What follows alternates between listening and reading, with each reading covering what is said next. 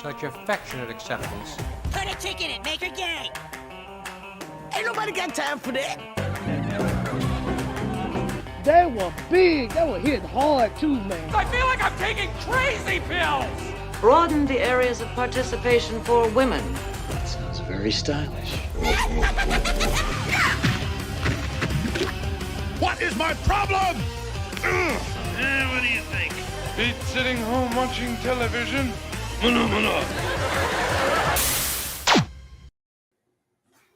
Hello, everyone. Ho, ho, ho. I hope everyone is feeling merry and getting into the Christmas spirit. Thank you for joining me tonight. I have a wonderful guest here, a legend, kind of raising the bar a little bit here. Hey, Dark Gift, how you doing tonight? Thank you for joining us. Kind of getting into the Christmas mood a little bit. Went and picked up some stocking stuffers for the puppy and the hubby. And so, yeah, I'm just trying to get myself psyched up. This will be the final live stream I do before Christmas, because during Christmas time, obviously, we'll be enjoying the festivities, but I'm going to go skiing. So hopefully everything goes all right. Looking forward to that. But without further ado, let us bring in our wonderful guest here. Let's see. Let's find an appropriate video here that we can bring them in on. Let's see what we have here. What would be a good one here?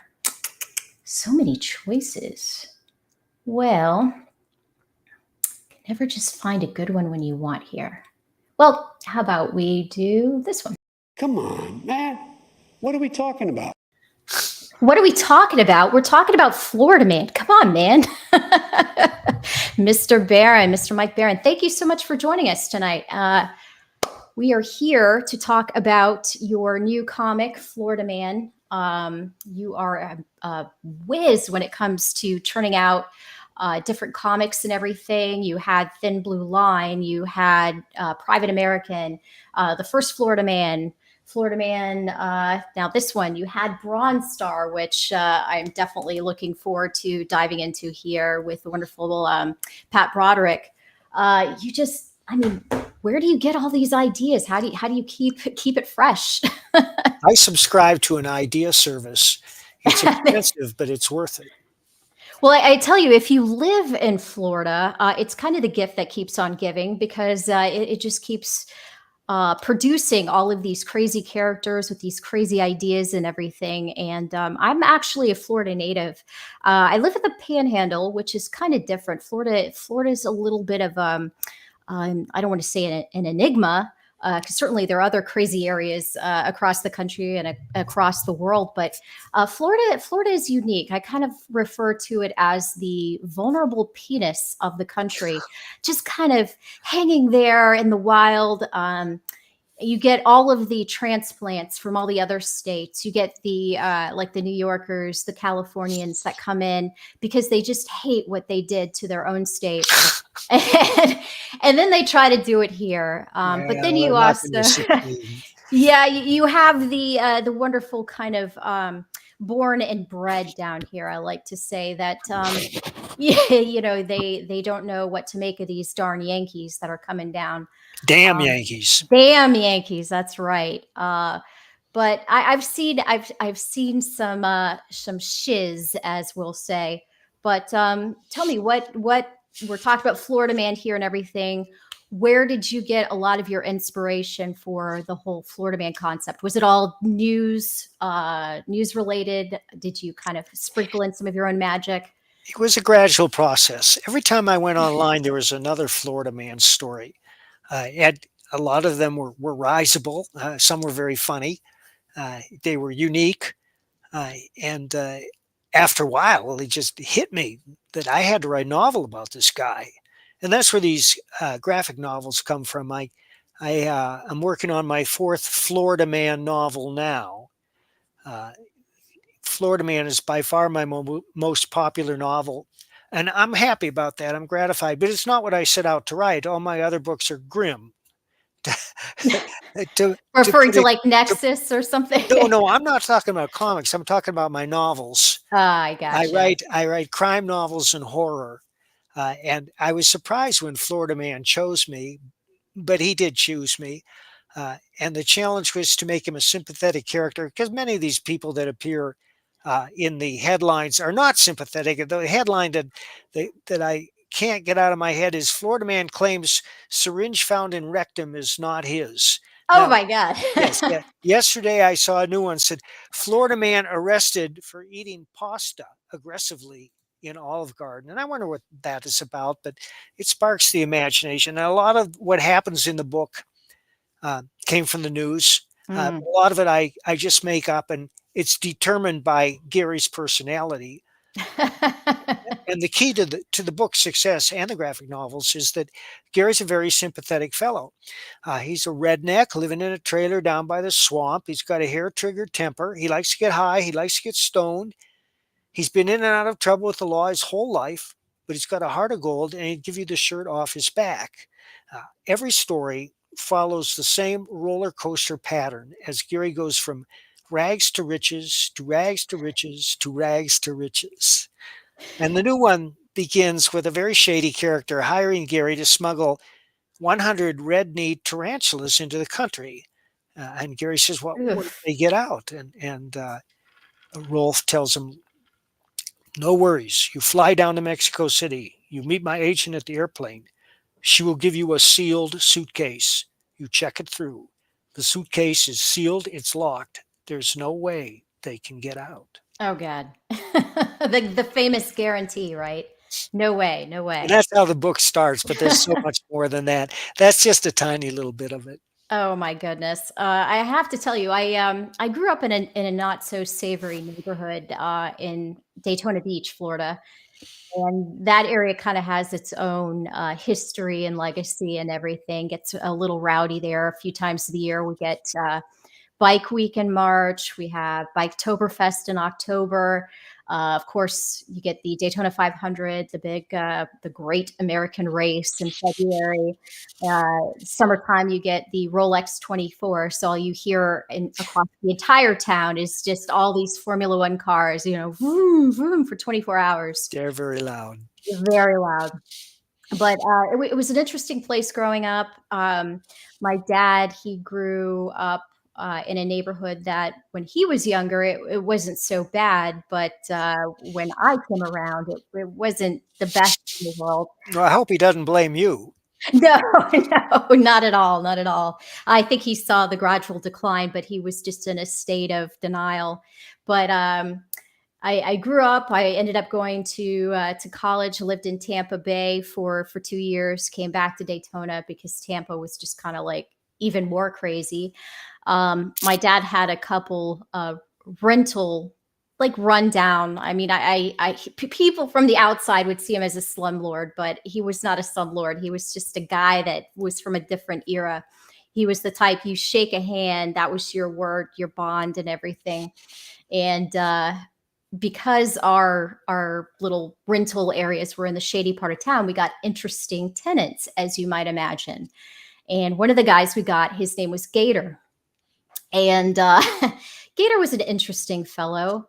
He was supposed to have a little studio. It was like a little duplex type apartment. And he had, all of a sudden we just start seeing this gaggle of people coming to his apartment, all through the day. And we're just like, what the heck? What's going on here? And my dad would call up the rental agency and say, hey, there's something weird going on here. And he just had all of all kinds of weird stuff going on there. But he had one of his ladies was in a mobility scooter. And one day I just see them cruising down US 1, which in my neck of the woods was called Ridgewood Avenue. And he was in a wheelchair. She was in her mobility scooter. He had a cane hooked over her mobility scooter. He had a 6-pack of Busch beer in his lap. I don't know what the heck she was doing, but she's sitting there dragging Gator along. They were heading back to the apartment so they could partake in whatever they wanted. That is so Florida man. It is very Florida man. Needless to say, he knew all of the tricks. So when we eventually had to serve him his eviction notice, he knew, the whole 90-day thing, and you practically had to get, a crowbar to pry him out of there. But it is an interesting place. but somehow I couldn't live anywhere else. I'm in the Panhandle now, which is kind of, It's like the Deep South. It's not like the rest of Florida. it's not. Central Florida was different. Central Florida, it was more of a melting pot. And the East Coast where I was, and that part of Central Florida, was a melting pot. Miami, of course, is its own unique kind of area. But Jacksonville too, you get more of the damn Yankees up there. But yeah, the Panhandle is, that website, People of Walmart. It's kind of all of Pensacola here is like the people of Walmart. Every time I'm going around, I'm just like, man, I thought Central Florida and Daytona Beach was bad, but Pensacola, Mary Mother of God. I like Pensacola. It's okay, but in Daytona, like the beaches here are beautiful if you can get to them. But you have this one stupid bridge that bottlenecks to get you all the way over to beachside. And then it crams down into like this 2-lane toll road to get you onto the beach. And I was used to Daytona. You had like 4 different bridges you could go over. You could even drive on the beach. You might get run over or whatever, but that was just kind of like, Darwinism there kind of taking effect. You got to be quick enough to get out of the way of the cars and the drunks and everything. But here definitely Walmart. But anyway, I digress. Let's talk about Gary and his ambitions in Florida Man 2. Where does he see his life going? What is he trying to do besides tarantulas and them not being able to escape? Gary doesn't look much farther ahead than the next 24 hours. Have you watched the video? Yes, but for those who have not seen it, it is a real treat. Let's bring that up here. Let's see. There we go. Let me make sure. Okay, good. The audio's good. I love the intro too. There is a creature in the swamps who has survived thousands of years of evolution. It lives to destroy. A mindless, eating machine. The people of Walmart. Beast they call Hogzilla. After his latest get-rich scheme goes sideways, Gary Duba, the quintessential Florida man, ends up with a stash of somebody's high-end memorabilia. His gal Crystal is on probation and preparing for the fight of her life, squaring off against Australia's Queen of Combat. Delilah's got her back in training, staying off rich foods and the nose candy. Meanwhile, Gary and his best friend Floyd have been hired to wrangle a massive, abnormally aggressive feral hog that's terrorizing the swamp and wrecking Gary's old neighborhood. Can they bag the elusive monster swine without destroying the Sunshine State? Reserve your copy of Florida Man vs. Hogzilla, available on Fund My Comic. We're bringing back funny books, y'all. I love it. Absolutely love it. Let me get back here. So where was that one? You had one that was a Kelsey Shannon. Yeah, I sent you the link on. Okay. On yeah. Twitter, and it's the one at the bottom. Okay. Is that the one that's on the Baron Comics? Let me see. Florida Man, Hogzilla. Let me go down here. It says Florida Man versus Hogzilla 30-second teaser. Yes, the teaser trailer. Okay, Yeah. let me go ahead and share this tab instead. Kelsey, by the way. He is killing it. He is so good. All right. Is that up there? No, that ain't it. Nope. It is not it. It's not sharing the right screen. Okay, let's share this tab instead. There we go. This one here? No, that's not it either. No. All right, let's go back to the drawing board here. I thought this was That's the what I keep teaser. telling Kelsey. Oh, wait. Okay. Yeah, go back to the drawing board. All right. So we're doing a lot of work with Kelsey in the upcoming months. Okay. He is one of the busiest Comicsgate artists around right now. Unbelievable. Let's see. Where's my audio? There is a creature in the swamps That ain't it. Let me see. who has survived thousands of years of evolution. It lives to destroy. Yeah, what's this A one based on? mindless Is it an homage? machine. Oh, it's At least the one they that call I'm trying to bring up here is unique. Kelsey did it. Yeah, it's like the homage to Dr. Strangelove. A little bit, but I just posted the link again. Okay, let's see. Okay, here we go. Dun, da, da. Okay, yeah, the Meanwhile in Florida. Let me back that That's up. it. Share this tab instead. Let's make sure this is here. Thank you for bearing with me here, Mr. Barron. Well, I couldn't do it. All It's a right. miracle I'm appearing live on this screen here. Well, you're kicking butt, I have to tell you. All right, so I have a lot of help. all right, there we go. Right tab. Yeah, that's it. Excellent. The animation is just awesome. That's about where Disney and all of them are at. So I wouldn't shed a tear if that kind of imploded. Grab your copy of Florida Man vs. Hogzilla. Available now at floridamancomics.com. That is We're great. bringing back funny books, y'all. Who is the gentleman that does the voiceovers for your trailers? He's perfect. Sam Elliott. What? No. I was gonna say what? No way. It sounds like him a lot. I mean, especially on the Western thing. But no, Chris Brawley, who runs my campaigns and who's now my life coach, is a professional videographer. So he has a lot of skilled professionals at his call.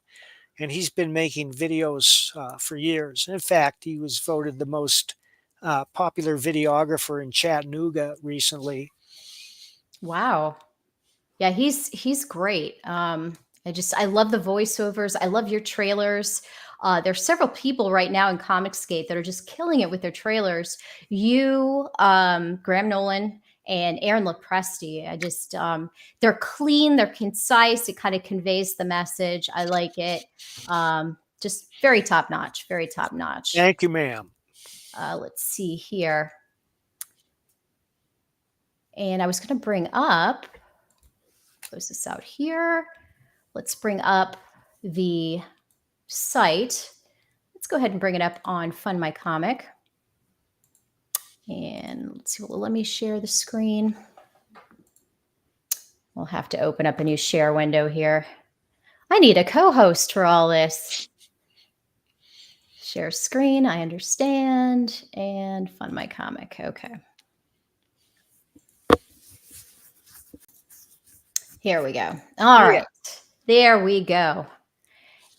This is on the Fund My Comics site, which I like. It's kind of, the pushback against the cancel culture. That's true. It's very Comicsgate friendly. Yeah, that's what I really like about it. And I think you guys get to keep a little bit more of, the percentage of what you take in, which I like that too. We do. This is Matt Weldon's art that you're looking at. Matt did the book. That's one of his pinups. That's Crystal. I like her. Here in the background. I think I went to high school with Crystal. We all went to high school with a Crystal. Oh, yeah. My first wife was named Crystal. She had red hair. Aw, was she a firebrand? She was. She didn't take the shirt off your back, did she? She did. Oh, I'm sorry. I'm so sorry. Uh, so let's go over the different tiers that we have here. We have digital editions, which is great for our overseas backers that might be interested in reading Florida Man, but maybe they don't want to have to worry about the exorbitant shipping costs. Florida Man versus Hogzilla, $10 digital edition. That is a pretty good deal. What are the you have digital edition and then digital issues 1 through 3. So That's the first Florida Man graphic novel, okay. which we split into 3 comics that American Mythology printed and distributed, and it instantly became their best-selling title. Well, Florida Man kind of just became a phenomenon, it's kind of like wherever you hear a weird news story, it's kind of like, well, it has to be Florida, right? Yeah, well, now other states are trying to get into the act and steal Florida's thunder, but the Florida, Yeah, well, they can't have it. no, they can't hope to match the scope and breadth of Florida's craziness. And if you get the book, I guarantee you will laugh out loud. I'm not just saying that. I understand humor, and they're called comics, but there are damn few comics that are actually funny. Even That's back true. in the day, there are very few comics that were actually funny. Florida Man is funny. You will laugh out loud. I think of certain comic strips that ran in newspapers for years, and they offered a lot of insight and wisdom, but very few belly laughs. I think about Mhm. Walt Kelly's Pogo, and Charles Schultz Peanuts, Oh my God. and these are classic books that I loved reading, and you got a great deal of satisfaction out of them, but you never laughed out loud. That's the funny thing. There's a correlation of between IQ and humor. Well, And hopefully. yeah. So Says, yeah, the smartest people can laugh at themselves. yes, my father-in-law, God rest his soul, he was like that too. Just he would say this very witty. I know puns are kind of like the lower kind of echelon in humor, but you would just hear kind of like this.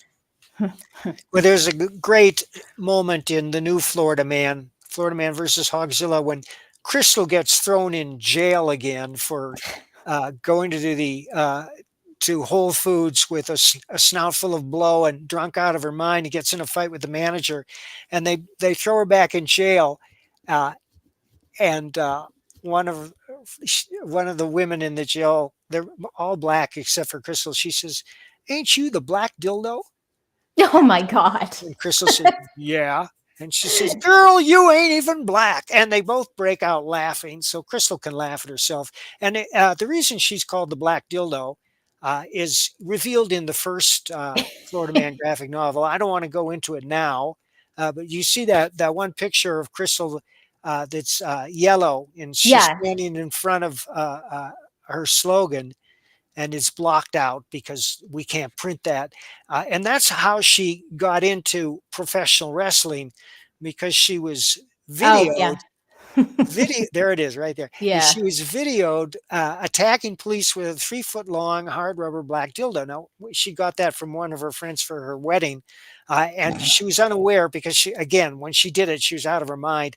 And her girlfriend is recording the whole thing, and then put it up on the internet and got 2 million views. And so everybody knows who she is. And this wrestling promoter calls her and says, "Have you ever wrestled professionally?" She says, "No." She said, "Do you want to try?" "Sure." So that's how she becomes a professional wrestler. I love the Bruce Lee jumpsuit, but I also see she's holding a tarantula. Didn't they say that there was no way that those tarantulas could get out? It's apocryphal. Oh my gosh. Yeah. Somebody's just Shadow Punk saying, "Did Mike just say black dildo?" No, Oh wasn't my me, God. Shadow Yeah. Punk. I never said that. No. This is all in context of the great story here. So Well, if you read the book, every time she enters the ring, the announcer says, "And now, from Vinegar, Florida, Steely Danielle," which is the name they give her. for obvious reasons, and the whole crowd starts yelling, "Black dildo, black dildo." Oh my God. Yeah, the underground wrestling scene is something else. Did you watch I started watching that Glow series on Netflix a few years back. Did you ever watch that? No, I didn't, but I was at a comic convention in Fort Myers 2 weeks ago, and I sat next to a gentleman whose name was Fred Ottman. Fred was 6'8" and weighs 380 pounds, and he Holy. campaigned as Typhoon, Tugboat, and Shockmaster. He's retired now. He's a great guy. We really hit it off. But the convention had more of a wrestling theme than comics. In fact, Pat Broderick and I were the only comic book guests. And I'm walking towards the convention room, and I'm looking out this window at the patio, and they've got a wrestling ring set up in there, and there are two guys going at it, and hundreds of people cheering. So they had a little mini wrestling match right there at the con. I was What? No very surprised. way. I was very surprised. Yeah. I Yeah, should. you'd think at, later in that stage of life, they might be afraid that some of the joints might not be as Oh no, these reliable. guys that were wrestling were young. Okay, good. Fred was just there as a guest of honor I for his gotcha. many Okay. accomplishments. Now, was this just kind of like pop culture con, or was it supposed to be a comic book convention? It was. It was billed as a comic convention, and there were a lot of dealers there with back issues. But again, Pat and I were the only comic book professionals in attendance, and they may have had a couple other wrestlers, but it was mostly one of those cons where dealers buy tables, and that's where the promoter makes his money. In Mhm. addition to charging people to get in, and he had a hell of a turnout. It was a small venue, but because he had these wrestlers there and this wrestling match, which I knew nothing about till I saw it, he had a lot of people there, and so it was a good con for Carmine. I salute him. I was never a fan of wrestling growing up, but I was aware of its popularity, and I remember it was the height of Hulk Hogan and Hulkamania, and when he lifted Andre the Giant up, and it was so. Hulk lifted Andre the Giant. He did, and I think it really tore up his back and like just ruined his knees and everything.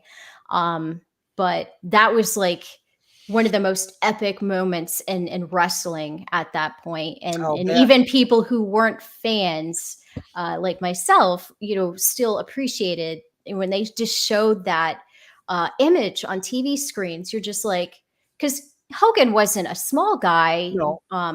Really, but I mean, compared to Andre the Yeah, he was Giant, a small guy compared to Andre. right? And to see him, I mean, it was unbelievable. Um, so yeah, that was kind of like my experience with wrestling at the time. But I do have an appreciation for it. A lot of people think it's hokey and cheesy.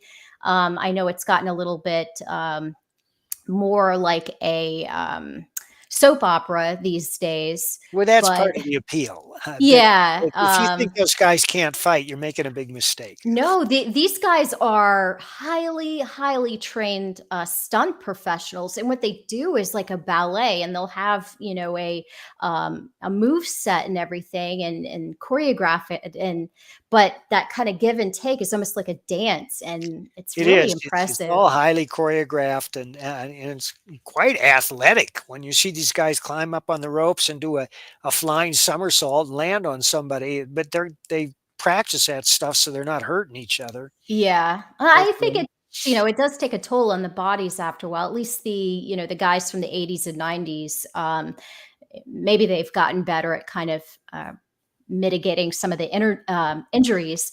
But my God, there was the one. What was his name? They did one of those Dateline or 48 Hours specials, something like that, years ago. Foley, is it Mick Foley? Oh Uh, yeah, and he just looked like your run of the mill kind of, just out of the trailer park kind of guy, but he was very good natured, took everything in stride. But he'd have his family ringside when he was doing a match, and the storyline of the match was, okay, you're going to get thrown from the top of this cage, smashed into a table, your head's going to be bloodied, and all this kind of stuff. And his family were just terrified, but it really took a toll on his body. And so, I mean, anybody that's willing to give that kind of dedication to their performance and everything, I mean, hats off.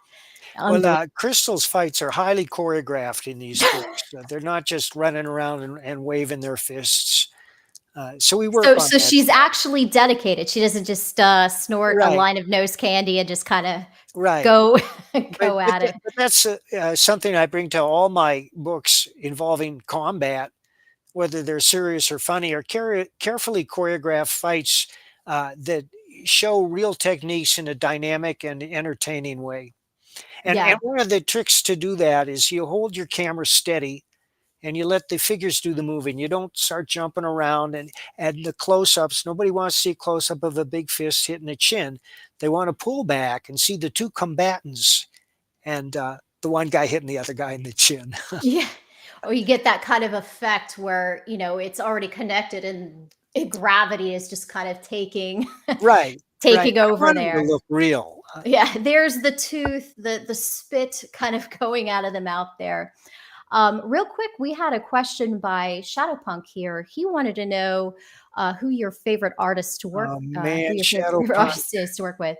There are so many artists that I love that I've worked with. Steve Rude, Bill Reinhold. I'm excited about working with Kelsey Shannon right Mm. now. Matt Weldon is another one. There was a guy named Neil Hansen, who drew under the name Spider, who did a bunch of Punishers with me and some Badgers. One of the most exciting and brilliant artists I've ever worked with.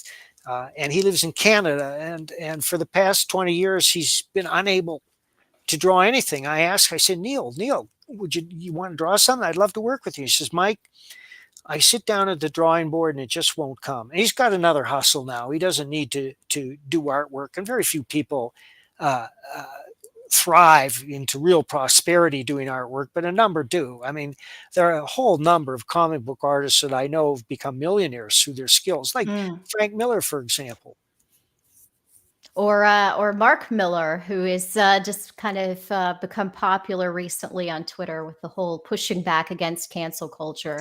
Well, Mark was popular before that because his properties have been picked up and made into movies. And I'm sure we've all seen Kick-Ass. Mm-hmm. That's one of Mark's books. Yeah, I wasn't aware of that. I'm pretty new to comics, and Comicsgate was what introduced me to comics.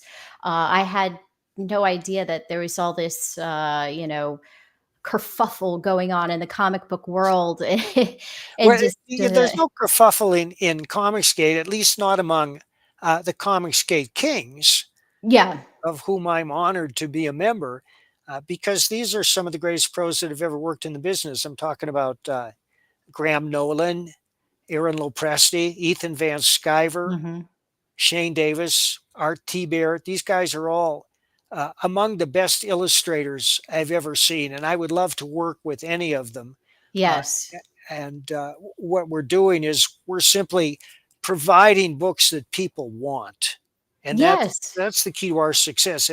And we wouldn't have to do this, although we would do it anyway, if Marvel and DC had their shit together, but they don't. And they've forgotten the number one goal of what they're doing, which is to entertain. Entertainment, I mean, that's why people bring up comics. They want to be entertained. They want to enter into the story completely and believe in the characters and root for them. The most important question in fiction is what happens next. If the reader doesn't care, he's not going to turn the page. So you have to care about the characters. But instead, and I have to admit, I don't read corporate comics anymore, hardly ever. But I do see the pages my friends run on Twitter and Facebook. And a lot of them are about people with chips on their shoulders delivering lectures.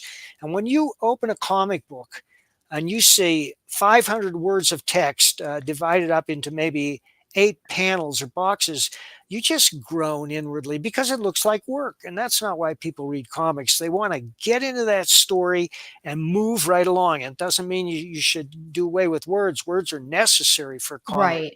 Right. In fact, they're more important in a comic than they are in many other venues because the way they're highlighted, you don't have that much space. And a smart writer will parse his words out like gold coins, but Right. you have to make them count. And we can all remember when that happened and they hit a bullseye, like face front, true believer, or face it, tiger, you just hit the jackpot. It's clobbering time, or some of my favorite slogans I can never get out of my head came from the undergrounds, like dope will get you through times of no money better than money will get you through times of no dope. And that's the Fabulous Furry Freak Brothers. I love that. I haven't heard that one. It's kind of funny that you talk about the writing and then that whole kind of recent phenomenon of the big two just putting out these word salad kind of comics. Lectures. Yeah, it's like the art is kind of what draws the customer, the potential customer in. It's like the worm on the hook. But yeah, you do ultimately have to have that good story and good dialogue. And you do kind of get that. I've seen, just kind of being a part of Comicsgate over the years, the friendly rivalry between the artists and the writers, the ones that are just solely one or the other. And I've never experienced that. I know it goes on, but it's funny. And I think, yes, I mean, fundamentally, you could have the best looking book in the world, but if you don't have a story there, it's like you might as well just have random, drawings stapled together. But your stories are very compelling. I know you've had a lot of experience over the years. What is it like? How, I guess, briefly, if you can, what is your process? Like maybe an idea just comes into your head, or you see something like that might make an interesting story or a concept for a story. How do you sit down and kind of approach it when you're first beginning to write a story? And how do you avoid, I know it's kind of hard these days, how do you avoid being derivative? Because so many things these days just seem to be remakes or kind of retelling of something else. when I first started to write comics, I wrote them by drawing each page out by hand, including everything you needed to see in the panel, along with all the word balloons and the captions. I'm not a good artist. I'm a bad artist, but I'm good enough that anyone can see what I am intending. Mhm. And this is an invaluable exercise for anybody who wants to write comics, because it teaches you so many things. It teaches you how much weight that page will bear. And most importantly, it forces you to think about what happens next, because I moved panel from panel. And I said, okay, I have this going on. What's the natural result? Where does this story go? I no longer do that. These days, I start making notes when I get an idea, and an idea can come from anywhere. I mean, I've generated stories simply by wanting to write a noir type story Mm. that takes place in the 60s about the one I wrote is about a jazz musician who falls in love with the wrong dame. And I'm working in the footsteps of James M. Cain and so many other great noir writers, Raymond Chandler, guys like that. I'm talking about a graphic novel now. Another thing is I get inspiration from names. If I hear a memorable name, I file it away and I know I'm going to use it. And one such name is Vern Shank. Vern Shank. He's a Facebook friend of mine. And I said, man, I love that name. So I put him into a graphic novel I've written that's in development right now. I'm very excited about it. It's about a zombie apocalypse. And Vern Shank is one of those guys who runs an outlaw radio station, disseminating news like Alex Jones. I have to say, I've never listened to Alex Jones. He's a character. Right. Or the guy that does what it is, Coast to Coast. Oh yeah, Art Bell, or what was the other one? There was Nori and Art Bell. Yeah, and there's a character like that in Florida Man too, Ferd Mhm. Ludlow, who keeps popping up, and uh, so I carry Vern Shank around until I find a way to use him, and then I do. And one name I saw is, I review modern records all the time. I've been doing it my whole life. I only do it so I get free records. But there was one, you know how they say the band thanks, and then they have a long list of people that Right. help them. It's the band thanks Evil Finkelstein. And Evil, one of the greatest names I've ever heard. So he's going to be in the next Bronze Star. Oh, nice. But my process now is I write these things down. It's an idea, a noir story, or a man who can conduct electricity through his blood or something like that. And I make a bunch of notes until I reach what I call a critical mass. And at that point, I can sort of see the whole story. And from there, I do a fairly detailed outline. And Mhm. once the outline is done, here it's an outline I'm working on now. Here, let's blow that up here. Yeah, you can. It's and Dang. this is the entirety of the outline. It's for a movie I'm writing. Wow. And it's not that long. I mean, I know people who do much more detailed outlines than that. It's enough for me though. And then I start working off the outline. As anybody writer will tell you, you invariably veer away from the outline because you do research that leads you in a new direction. And this always happens, and any good writer knows this, is you create a character and make him three-dimensional. At some point, he's going to turn around and tell you what he's going to do next. And that happens to me all the time. That's interesting. Is there a genre that you haven't had a chance to really, have a deep dive into that you'd like to tackle sometime in the future? I have a very detailed outline for historical drama Nice. about a disgraced Scottish lord who is disgraced in the Crimean War. And he goes to New York, but he goes to South Africa, makes a fortune in diamonds. Then he goes to New York. He falls in love with this actress. And then he moves west to Colorado. And this is right after the Civil War. Oh, wow. And he buys a mountain. He buys it up. And he declares himself an independent nation. And of course, Grant is president at the time. He says, we just fought a civil war over this. We can't have this. Right. So he sends the army to drag this guy off his mountain. That's the barest bone outline of what it's called. It's called King of the Mountain, or else Lord of the High Country. I haven't decided which. But I'm not the guy to do historical drama. I do a lot of research, and I'm sure I could. But this book would be enormous. And I have to do enough research for the novels that I do write. And there are three types of novels. There's the hard-boiled crime. That's my biker series. Mm. I just turned in biker number 10. It features my biker protagonist, Josh Pratt. He's a reformed motorcycle hoodlum who went to prison and found God and comes out and tries to turn his life around. And it co-stars Levon Helm, who's Chuck Dixon's character. I asked Chuck about this, and he gave me his blessing. So this is a crossover between Josh Pratt and Levon Helm, and that's the 10th novel in this series, and I'm very proud of them. Just go to Amazon, type in Biker Mike Barron, take a look at the reviews. Some people love them. The other genre I like is horror. I have 4 horror novels I've written.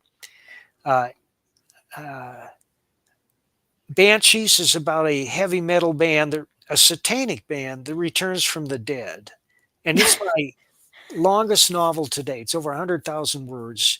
And Publishers Weekly gave it a starred review. I'm very proud of it. And people who read it freak out. Scorpio is about a ghost who only appears under a blazing sun. I'm very proud of that one too. And the last one, Domain, is the ultimate haunted house story. And you can find them all on Amazon. Yeah, I'm going to have to do a deep dive into your novels. And unfortunately, just kind of being, new to the whole world of comics, I I discovered you, but I don't know a lot of your works yet. So that'd be very interesting. I'd love to dive into some of those. Well, thank you, ma'am. I may have some e-files I could send you if you don't mind reading digitally. I would love that. I would be honored. Thank you. I wanted to get to Shadowpunk's question here, but the conversation was so intriguing. I just kind of left it hanging there. He wanted to know who did the Florida Man cover, but I do know you have a few different covers here. With the cover on this one, which is up in the upper left, and that's a wraparound cover, by the way. It's a much bigger picture than that. Matt Weldon did that. Okay. Yeah, this one. I might have to pick up this one here because that's just classic. And Adam Miller did the Hogzilla, which is takeoff, of course, on National Lampoon Vacation. Yeah. Adam is one of many former police officers who have turned to art. Most people don't know this, but Joe Jusko used to be a cop.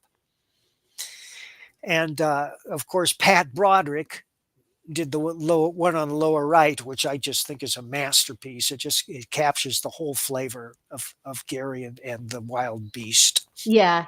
I like it's kind of like just this mad look in his eye there. And then you have like the saliva just, it's crazy. And what are they at? Like a rest stop or something? Squirrels getting out of the way, pine cones falling everywhere. Gary's just like, woo! Well, as you're going to find out when you read Bronze Star, Pat is somebody who doesn't just draw the story. He draws the background, the road, the dusty road, the buildings stretching off into the distance and the mountains in the background. His work is astonishing. It's unbelievable for any man. But to see this work at him at the age of 70, it just floors you, because most artists deteriorate as they get old. Pat's just gotten better and better. Yeah, like I said, just looking at I'm so glad I picked up the black and white edition of Bronze Star, because I mean, no offense to the colorists and everything. There's definitely beauty in the colored works, but just getting into to comics, I found that there's just something a little bit special about black and white comics. It is. And if people want to know. Here, let me bring that up detail. Yeah. So there's the colored version there, and it's gorgeous, absolutely gorgeous. But what page is that? 36? I was going to see if I could do a comparison with 36, 37. Let's see if I can do a comparison here. 36, 37. All right. So yeah, there's that. I'll bring up the black and white, which is gorgeous. Let's switch this out here.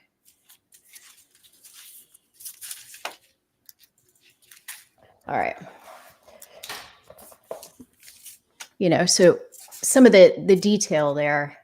Yeah, it's just astonishing. It's like you drew every leaf on the tree a mile away. And then you look at, the interiors, like you get to the interiors and some of the buildings, and, you see the grains in the wood, and it's like, my God, this guy was dedicated. Like here with the table. See, he has the wood grain. Yes. It's just the amount of time. And I had no idea he was 70 years old, but God bless him. That's terrific stuff right there. He's working on the next issue. Very nice. Very nice. Let's go back. I get a little sidetracked because I love being in the presence of someone that is not only just a master of his craft, but has years of experience. So I'm just kind of in awe and, just thank you, ma'am. Being able to kind of pick your brain and everything. So yeah, we have the different covers that are available. We saw the 4 different covers down there. Digital editions, you can catch up with the first Florida Man, the all-in digital bundle, $17. And all this will that will be available end of March 2024. So let's see here. So that's the Weldon cover A. And is there a picture of that one where? Yes. So this is essentially that's the whole cover. Shadowpunk, I am still interested in Badger 3D. Yeah, that would be great. Yeah, and Shadowpunk was saying that Pat Broderick is a legend. I have to say I had no idea, but just looking at that detail, unbelievable. I think that he'd been waiting his whole life to draw this. And the reason he drew it is I said, Pat, what do you want to draw? He said, I want to draw a supernatural Western. So this is his material of choice. I love that. I love the mix of the two. I never was a fan of westerns when I was younger. I remember my dad, he would like to watch the old John Wayne movies and everything. And I'm just like, oh, for the love of God. Come on, Dad, can we watch something fun? But as I get older, I think it's something where you have to experience a little bit of hardship, experience a little bit of life, maybe be knocked on your butt a few times. And then you can kind of look back at Westerns and really appreciate what the people then went through. So many of them are morality tales too. Yes, yes. So now I find myself hungry for a good Western, and they're kind of few and far between these days, unfortunately. Well, I'd like to recommend two that most people have never heard of, and they both star Burt Lancaster. The first is Ulzana's Raid. Holzana's? Ulzana's Raid, Ulzana, Ulzana's Raid. Ulzana's Raid. It is a masterpiece, not only of a Western about the closing of the frontier, which they're all about essentially, but also a masterpiece of tactical maneuvering. And the second one is Valdez is Coming. Which is based on the Elmore Leonard novel. It's a mind-blowing Western, and Burt stars in there as a Mexican-American sheriff who gets dragged into a feud, and both of these will keep you riveted. Yeah, I've been eating up all of the old Clint Eastwood movies and John Wayne, but yeah, this will be good to watch. What was the one that, it's supposed to be a classic, Once Upon a Time in the West. And it's slow moving, and the opening is about 20 minutes long of you just hearing the rusty kind of the water tower just. Yeah, that's a Sergio Leone film, and I admire his craft very much. But I have to believe a story could actually take place. Right. Before I fully enjoy it. And the trouble with Sergio Leone is they're so highly stylized that there's no way you would mistake them for real life. Almost like the art house kind of very much version so. of a Western. A lot of people love them. And I admire them very much. Mm-hmm. But I prefer my Westerns to say, yeah, that could actually happen. They've done their research. That's the way it is. The people are talking the way I expect them to talk. And which brings me to True Grit, starring John Wayne, and the later one starring Jeff Bridges, which are both superb. I enjoyed them both. I did find that Jeff Bridges' choice to kind of have that, I don't know, the chew-filled kind of sound, where like he had dip in his mouth and he's like, yeah. I'm sitting there struggling, and I'm like, I know I don't need a hearing aid yet, but for the love of God, good sir, I can't understand what you're saying. But yeah, you put on closed caption, and all is right in the world. That's right. But I could go on talking Westerns all night. And it's good. I pulled up the two that you recommended on IMDb. All right. Let's see. The first one was Ulzana's Raid, and just for a moment, I'll switch over to this one here. So is that showing up? Yeah. So we got Ulzana's Raid. Yeah. So this was 1972. Post Civil War? Yeah, it is. They're out in the West policing the Apache, who are by far the most belligerent and lethal of all the Indian tribes. And this was directed by Robert Aldrich, who also directed Whatever Happened to Baby Jane. He's a great director, and I think this is one of his best movies. Mm-hmm. Lonesome Dove is also superb. Yeah, somebody was doing one of the Comicsgate people. It might have been Narwhal. He was doing kind of a Lonesome Dove Dove stream for a while where they would watch episodes kind of off screen and comment on it. Um, I missed the series growing up. Like I said, I was just not in that place in my life to really appreciate this type of stories. But I really want to go back. And this day and age of just kind of like saccharine, just very thin. I don't even have the words for them. That the stories today are just barely there. And I know what you mean. yeah, I know what you mean. I try watching them on Netflix, and fortunately, they have such a vast selection. But lately, I've been watching old movies. yeah. And you've complained about movies. Just remember that there's 1,000 movies that were made in the 60s and 70s that you haven't seen that are brilliant. Right, right. And the funny thing is, my husband's a few years older than me. So he's seen some of the older ones, and I want to go back and watch those. And he's like, oh, but it's older and slower. He wants to watch kind of the action movies where he can just, have a beer and kind of relax and turn his brain off for a bit. But I'm like, well done. yeah, I don't want to turn my brain off for a bit. I want to go back and watch these slower, but good story movies. Let's see. Let's see. So the other one here is Valdez is Coming. Yes. Let's share this one here. It looks like they might have remastered these two, just looking at the trailers. They're very clean looking.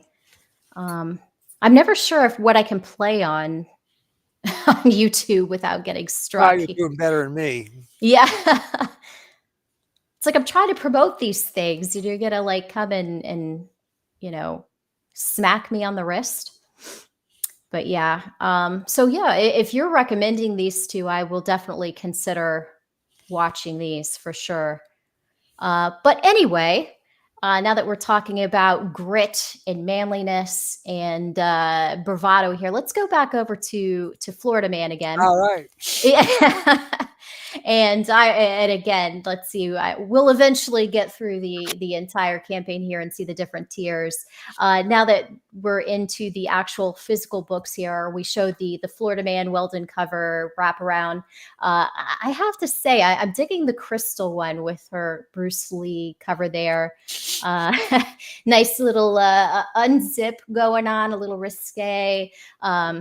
But not too much, just the right amount. And the book is done. It's ready to go to the printer. Oh, that's great. We try to have our books done before the campaign is ended. It's not always possible, but we have been able to do it for the last 3 or 4 books. Yeah, that I really appreciate that. And I do realize there's kind of that debate too. Not everybody has the funds to be able to have it ready, pay the writers, the artists and everything, and to where it's done before they do the campaign. So but it is nice. It's like a nice little Christmas bonus when when the books are ready to go. But the crowdfunding concept is great because it does allow just the average Joe guy with a dream that doesn't have the funds available to go ahead and see his dream come to life.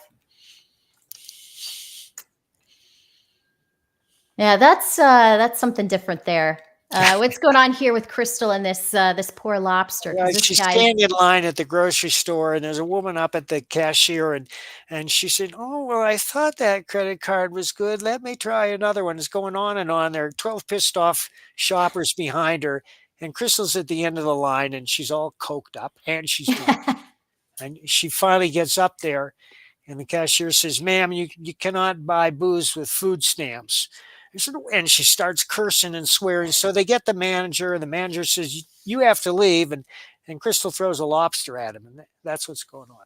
I mean, that seems fair, What got me was when you mentioned earlier that Crystal shopped at the Whole Foods. I was just like, what? Well, of course. I mean, with no Walmart here? What's going on? Well, Walmart is in the last novel that I did, where Gary is trying to escape from Walmart with all the security chasing him because he was in a checkout, the automatic self-checkout line, Oh and he God. couldn't figure out all the different orders. So he gets real mad and he starts punching the machine. And so they start chasing him, and he runs up into the attic. And it's in the attic that he discovers a man and a woman who've been living up there for 2 years brewing meth with their big flat screen TV and all the luxury furniture that they haul up at night. And they're instrumental in helping Gary escape from the cops. That was an actual That's Florida right. man Yes, story, yes, right? it's Yeah. true. That's true. That Oh one my God. was Again, inspired by real events. God bless Florida and God bless Walmart. Like I said, they are the gifts that just keep on giving. Let's see. Shadow Punk was saying here too that Florida Man has a bit of an Adam Hughes feel to it. Well, thank you, Shadow Punk. I saw Adam a couple months ago at the Colorado Springs Comic Convention. Do you have someone that you'd be jonesing to kind of work with here very, very soon that you maybe haven't had a chance to work with before? Yes, but the thing is that I've already finished 4 projects, 4 large graphic novels that are in the pipeline. The one after Florida Man is going to be Nexus Scourge, which Kelsey is illustrated, colored, and lettered. It's done, but we're going to add some material to make it an even thicker book. Following that, we may do the next Nexus Triplets, which Kelsey did the first issue for that. He was throwing up some of his art, like the black and white art, and it looked amazing. Yeah, well, you should see his work for Scourge. It's mind-blowing. This was published by Richard Meyer before he turned Yeah. it over to me. Richard's a great guy. He commissioned this series, and he printed the first one and sent it out for backers. But then he said, Mike, you're doing better with the crowdfunding than I am. I'm going to turn these over to you. So Kelsey is working to finish this one. But as I said, Scourge is ready to go. Then after that, there's going to be Thin Blue Line #2. Nice. Which I think is even better than the first. And after that, it's Sherlock Holmes meets Captain Nemo. Nice. Oh my God. And What a that's concept. fully illustrated too. It's ready to be colored and lettered. That is and then we're awesome. doing Private American #2. And then I have a couple other projects that are waiting in the wings. I don't want to mention them yet, but I have more stuff to go than we can put out in a fast rate. I would like to do 4 crowdfunded books through Chris a year. Mhm. And we'll see if we can do that. But as Chris pointed out, that times are hard. People have less disposable income. And It right is, now yeah. it's Christmas time. It's the end of the year. And they're a little tight with their wallets. And I can understand that. We all hope that things are going to turn around in the new year, but that Yeah. depends on so many factors over which we have no control. But one thing is for sure is that people will always want entertainment. If you Right. look back at the Depression, the movies that they made, a lot of the movies were grim, but a lot of the movies are pure escapism. That was the golden age of the musical, of Fred Astaire and Ginger Rogers. And I don't know how many people know this, but Jimmy Cagney was a great song and dance man. He did a musical called Footlight Parade, which is delightful. And of course, Yankee Doodle Dandy, which is a Mhm. masterpiece. Yeah, I think the allure of the musical unfortunately has faded, because people They kind of look at it now, as cheesy. But yeah, I have respect for it. It might not be my favorite genre, but I I love them. definitely. I love them. And let me just say this, that The Bandwagon is the greatest musical of all time. Really, I remember watching My Fair Lady. That's great. And then, of course, if you want kind of like the kiddie musical, you had Willy Wonka with Gene Wilder. It's not really a musical, but it had the musical Very numbers in amusing. it. Those were fun. Also, Um, I would recommend The Music Man. It's one of the greatest I musicals of saw all that time. one too. Yes, that was one of those where when we got a VCR and we got a Sam's Club in town when I was growing up, they had this huge selection of VHS tapes, and we'd go in and just gather all those up. And those were fun times, simple times, but fun times, kind of exploring the classics that might have been forgotten for about 10, 15 years, but they were made available to the public again through VHS. Oh no. Shadowpug says, musicals, you're now my arch enemies. Well, I'm sorry. There is something, just they're a little bit cheesy, but there's something kind of well, there are many modern movies that are musical in action, but they're not the type of musical where characters just burst spontaneously into song.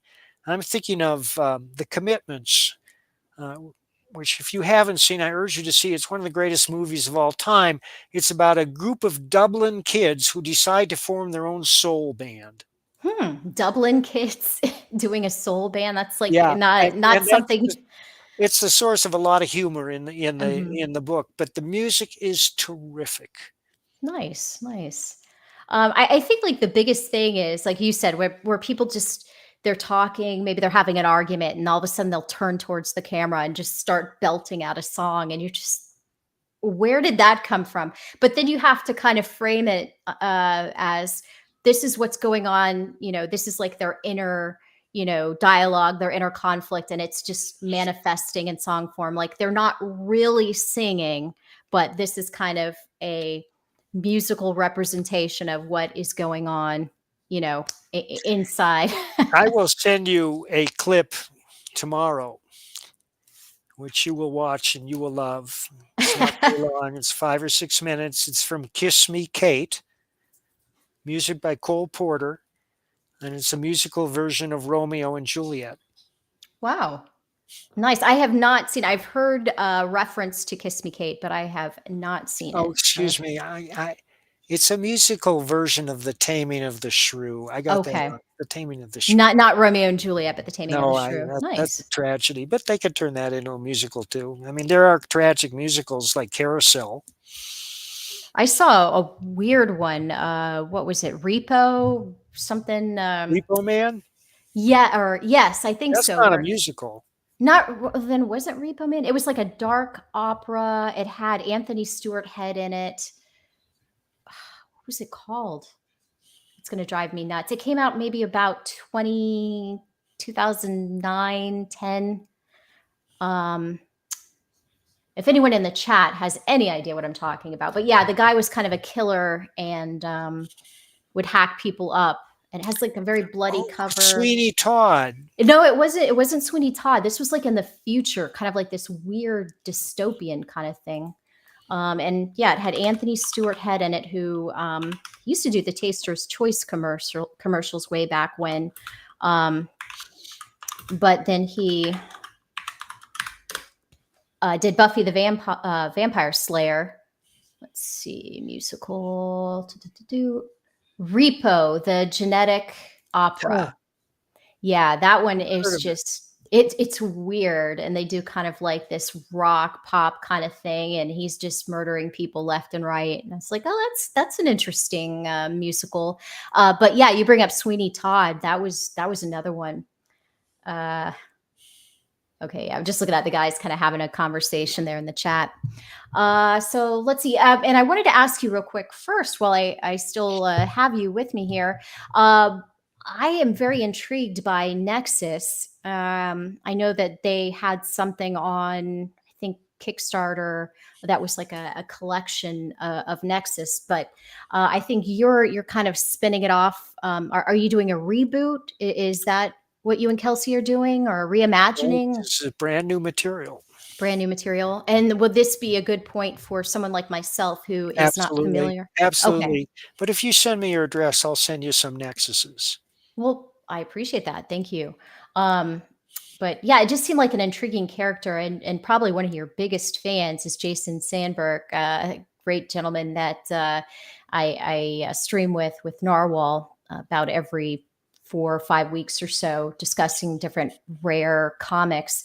But he just loves Nexus, and he could go on probably for hours, just not just singing its praises, but dissecting different elements of it and kind of giving his his theories on this and that. But just seeing his passion is contagious. And so I became intrigued with the character, and I like the concept. So I really wanted to get my hands on it. So.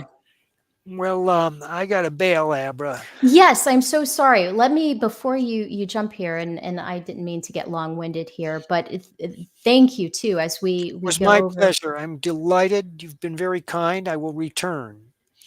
Absolutely. Anytime, anything I can and do to help promote your work, you are just a treasure and a gentleman and a scholar, good sir. So. Thank you. Yeah, thank you so much. You take care, Mr. Barron. Okay. Yep. Peace. Thank you, everyone, for joining me tonight. I am so sorry that I kind of got long-winded there. I hope I didn't miss any of your questions there for Mr. Barron. But please, definitely check out Florida Man. It's the humor, just it touches all the right notes there. I missed the first one. That was my mistake. Definitely rectified it with this. Picked up the first issue. I'm getting the second issue here. But Mike Barron, he definitely delivers quality work here. Please take a look at the campaign, consider backing there. And all of you, thank you so much for joining tonight. I really appreciate it. I love seeing all you guys in the chat. You guys are great. It's nice to have, hey, Matt, great to see you there. It's great to have that kind of participation and everything. But I won't be doing the normal stream here in the studio next week. Again, I will be traveling.